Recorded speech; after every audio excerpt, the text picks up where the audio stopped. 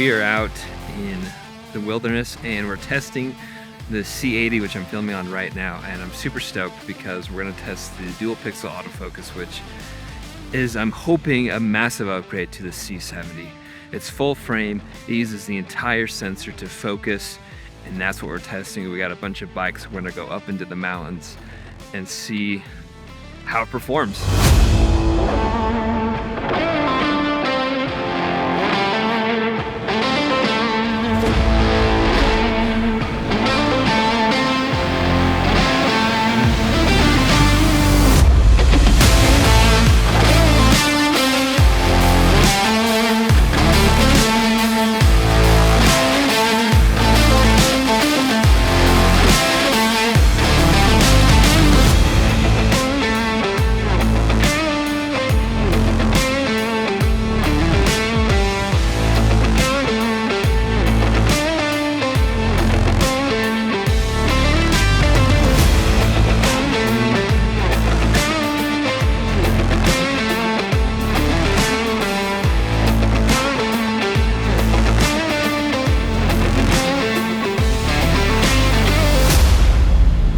Let's talk about the dual pixel autofocus and how it performed. Is it better than the C70?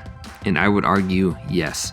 I think having that full frame makes a huge difference in terms of its ability to lock on and identify subjects. Now you can see here that it finds something, and then as I pan up, it recognizes a face immediately. And I think that is where it excels over the C70.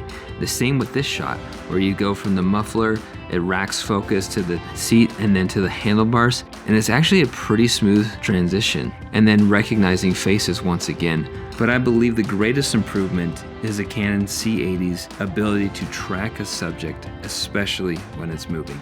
And you can see that throughout the film, yet the Canon C80 still maintains focus despite the movement that I'm facing as I'm bouncing up and down on the back of a four-wheeler. Now, where I think it did struggle was when I switched over from RAW to 4K 120. It did recognize in this shot the motorcycle coming towards me, but its ability to maintain focus and follow and track as the motorcycle came towards me, it suffered significantly. But to be honest, I'm not sure if the Canon R5, which I have, would have done any better. Now, this is a pretty difficult shot, and I don't know if it would have performed better if it was shot in RAW, but I did notice that if you are doing a lot of 4K 120, the autofocus is not perfect, and it does miss. From a distance, it excels great. If the subject is not moving towards you, it does great, but as soon as that subject comes towards you, you are better off racking focus and manually doing it yourself. But overall, I am rather impressed, and I would say without a shadow of a doubt, the C80 has improved significantly over the C70. So I'm about to test the Canon C70 and the Canon C80, and we're gonna see how the C80 compares to the C70 in terms of ISO. Now the C80 has a base ISO of 800, 3200, and 12,800, and we're gonna compare it to the C70 at those same ISOs and see which one does better. So in order to level the playing field on this test, I decided to switch the C80 to Super 35 as opposed to full frame, so that it's comparable in size to the C70 at cinematic 4K. The C80 at base ISO of 800 looks absolutely phenomenal. It was filmed in RAW, but there is no color correction whatsoever.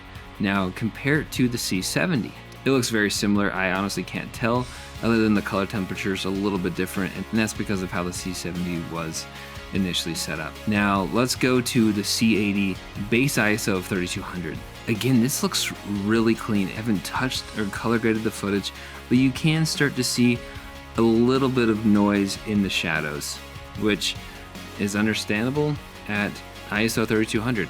Now compared to the C70, there is a significant difference. You can see how gritty and the colors, the RGB colors, start to come alive at this ISO of 3200 on the C70. So noticing that there is a very big difference. And just so that you are aware, the settings were the same for the C70 and the C80, with an f-stop of 2.5 with a Canon 24mm f1.4 lens.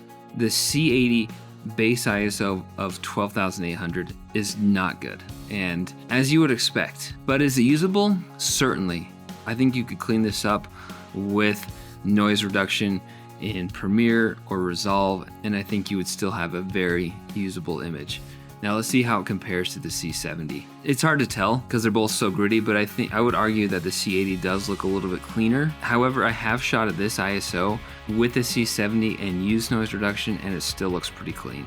So only you can decide what you're willing to tolerate in terms of noise, but I think these are pretty fair comparable tests. Now, I did not test the C80 at full frame doing this same test of the 3 ISOs. However, I would expect that there would be very little differences between shooting in Super 35 as opposed to full frame. When the Canon C70 was first announced in late 2020, I was ecstatic because at the time I was bouncing forth between using a 1DX Mark III for stills and then switching it to shoot video. And I just found the process to be laborsome, and I didn't like it because I was constantly switching back and forth between ND filters and then UV filters, and it was just a mess, and I didn't like it, and it was clunky and complicated. But with the announcement of the Canon C70, I couldn't have been more excited because now all of a sudden I had a cinema body that had the features I needed, built-in ND, autofocus, and then raw internal. When I say that this camera changed my life, it did. You'll fast forward 4 years later to the announcement of the Canon C80, where now you have 6K raw internal, dual pixel autofocus, and 3 native ISOs. Canon is continually changing the game in terms of how we make videos and how we communicate with the world, and the C80 is only going to help us further tell those stories that need to be told. The things that I absolutely love about it are that you can shoot internal RAW 6K video. Now, it doesn't shoot 6K RAW 60 frames a second, but I would imagine that at some point Canon will make a firmware update that will enable users to shoot 6K RAW at 60 frames a second. And this is just based off of what I've seen with the Canon C70. With an introduction of a full frame cinema camera in the Canon C80, this is honestly a perfect tool for filmmakers like myself who are spending 90% of their time making videos in run and gun situations where you don't always have time to set up a light, or you're not in a location where you can set up a light. So having the ability to push the ISO to have the dynamic range that the C80 does is honestly a game changer. I am grateful Canon is continuing to challenge the cinema market and make cinema cameras that are more compact, yet user and weight friendly, thus making it easier to mount on a Ronin or other gimbal without being gassed at the end of the day. To answer the question, is the Canon C80 worth the upgrade from the Canon C70? And my answer would be yes, because of the full frame sensor, improved dynamic range, the dual pixel autofocus, and the 3 native ISOs I think are what make this camera that much better than the Canon C70. Like all cameras, it does have its limitations, and it's not perfect.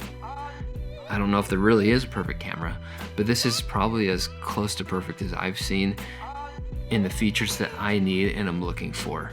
And the things we are wanting, like 6K RAW, 60 frames per second, is going to come out sooner than later, in my opinion.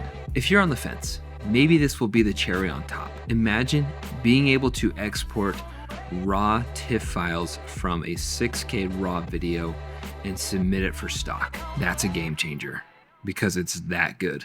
I'd love to hear your thoughts in the comments below and get your opinion on, is it worth the upgrade? Thanks for watching. We'll see you next time.